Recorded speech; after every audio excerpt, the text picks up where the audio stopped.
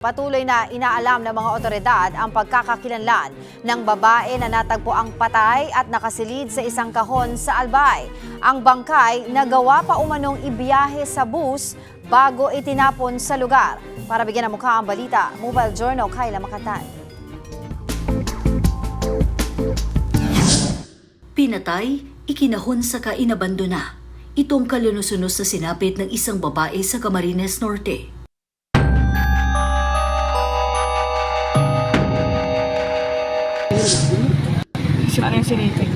January 2, alas 7 ng umaga, idinulog ng mga residente ng Purok 1 sa mga pulis ang kahina-hinalang storage box na basta na lang daw itinapon sa Pinagwarasan Bridge sa Basud. Bandang alas 4:30 daw ng madaling araw, narinig ng ilang residente na may hinihilang tila mabigat na bagay sa tulay. Pagkatapos, may sasakyang humarurot.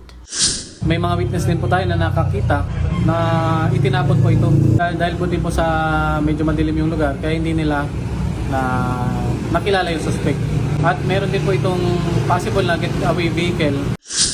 Palutang-lutang na storage box ang dinatnan ng mga pulis sa ilog. Pagbukas nila rito, tumambad ang bangkay ng isang di kilalang babae na balot ng kulay brown na kumot. Nakasuot siya ng puting t-shirt at black leggings at may tattoo sa braso at dibdib. Tansya ng mga otoridad, nasa bandang 30 hanggang 40 anyos ang babae.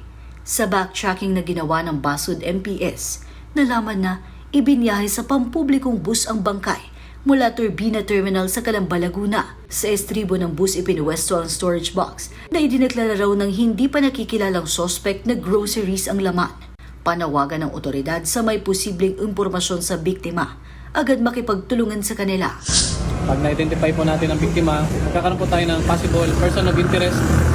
Patuloy po ang ating pag-identify at pag-hot person po sa ating suspect. Hindi po natin to titigilan hanggang po natin nahuli. Mga kapatid, Mobile Journal, Kayla Makantan, hatid ang mukha ng balita.